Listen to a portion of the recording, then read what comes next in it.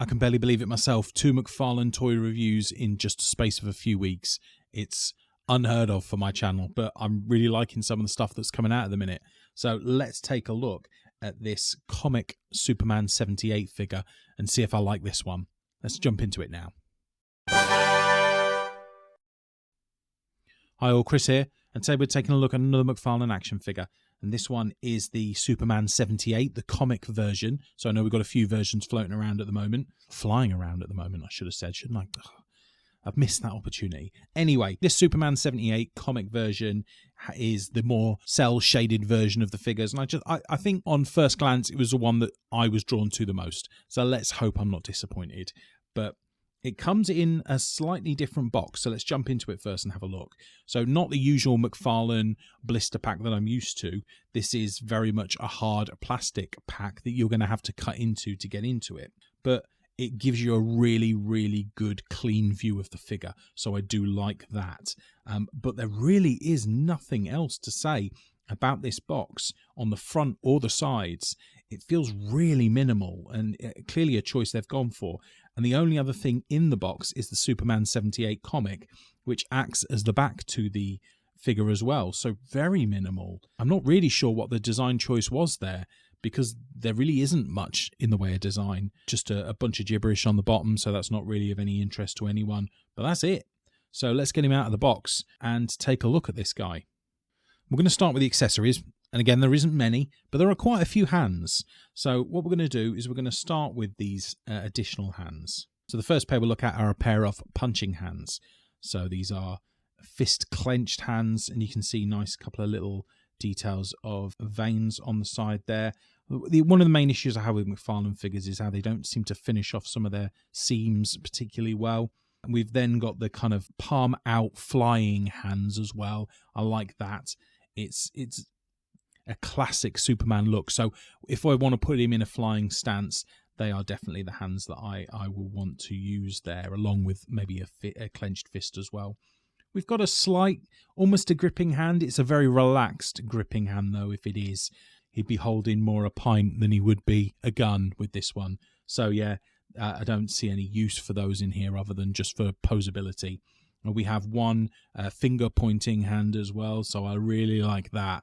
That's going to be a fun hand to play with from the perspective of sort of action figure photography. I really like that. And then our final hand here is probably the coolest, I think. This is Superman holding a shard of kryptonite.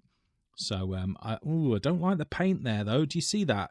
So inside the sort of gripped fingers, it's just a mess of plastic.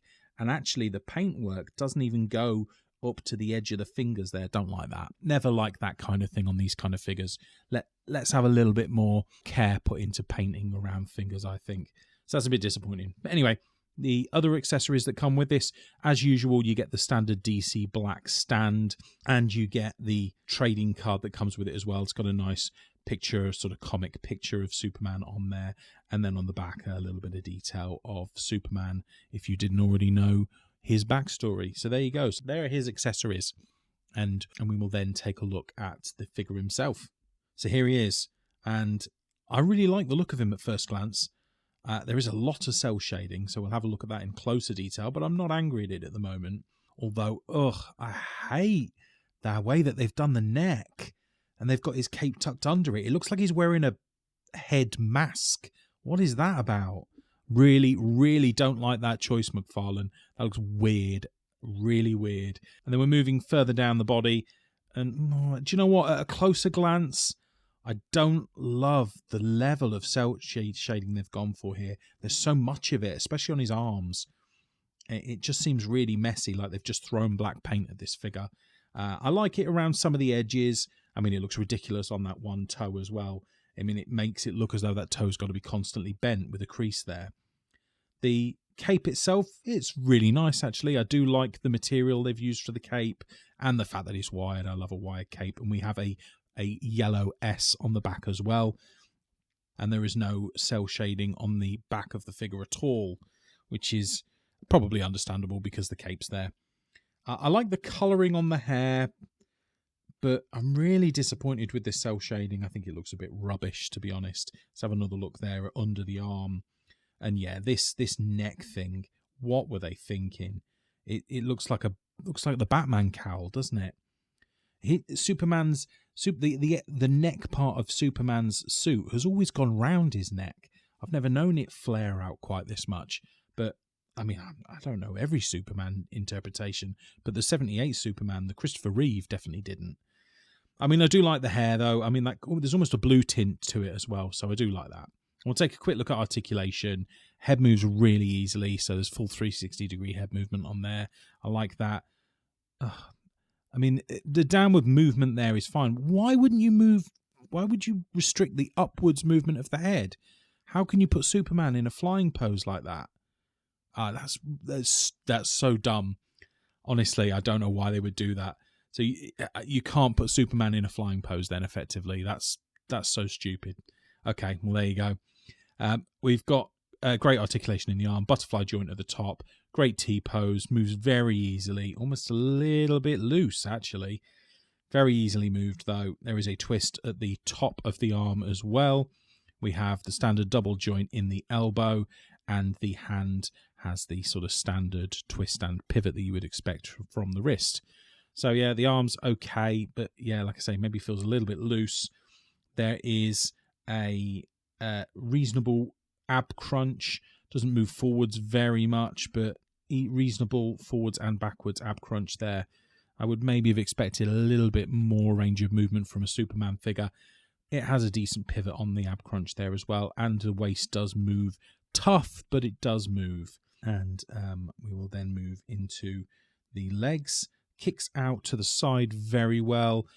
Kicks forwards equally well, and backwards is the usual sort of 40-degree sort of movement. Double joint in the knee, which is really nice. That's what you would expect from McFarlane. And then in the ankle, there is the usual twists forwards and backwards motion as well. And there is a nice amount of pivot on that ankle as well. There is a really tough toe joint. Really tough. It barely moves.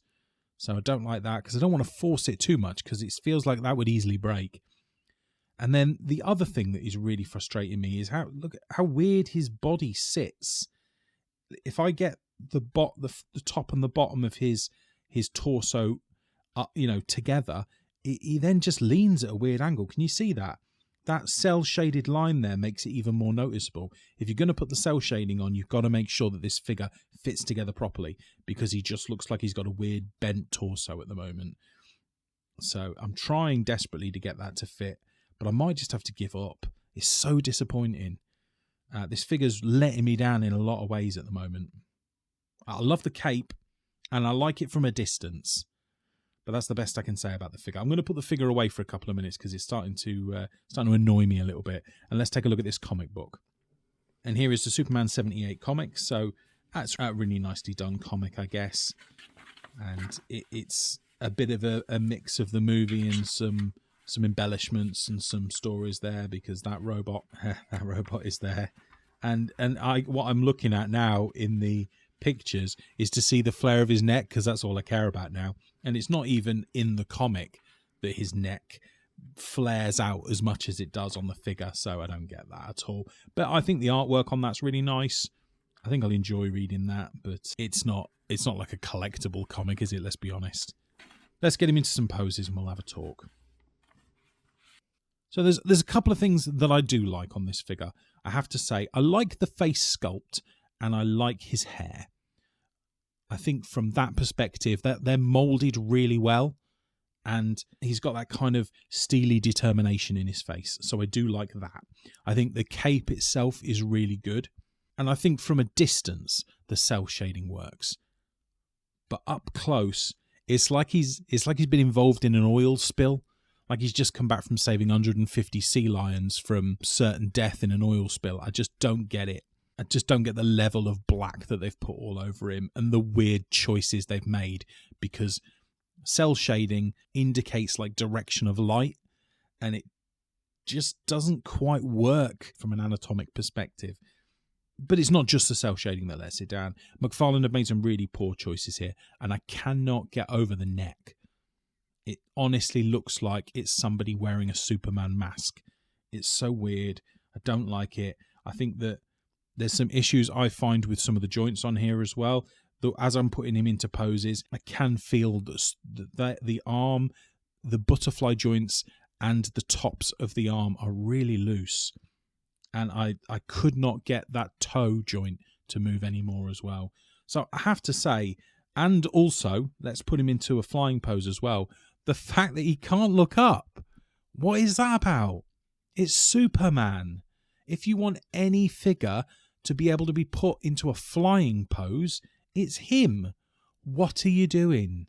It's so odd why you would make that choice. So, unfortunately, all I can do is have him upright, giving the Elon Musk salute, which is, such a disappointment, but hey-ho.